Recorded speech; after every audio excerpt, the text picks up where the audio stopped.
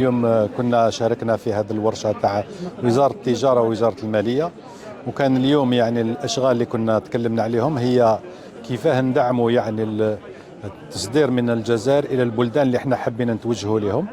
كانت بعض من الأسئلة وبعض المشاكل اللي كانوا يعني داخلية اللي هنا احنا كنا نتكلموا عليهم على المؤسسات. الحمد لله طرحنا كل الأسئلة هي على البنك المركزي ووزارة المالية.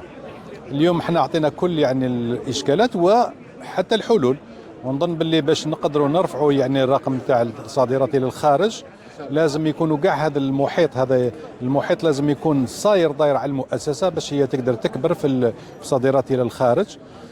كنا في افريقيا يعني الاماكن تاع التصدير هم تفتحوا، والحمد لله نظن باللي اليوم في هذا الطريق اللي احنا فتحناها لازم نكبروا في هذا الطريق. اليوم اللي هم البنوك حاضرين الجزائريه في الخارج، حتى التصدير بلي شوروم بلا ديسبونيبيليتي بلي ستوك. الحمد لله لازم نكبروا هذا الرقم ونشجعوا المؤسسات الجزائريه باش يدخلوا في هذا الطريق اللي هو باش نرفعوا في الصادرات الجزائريه.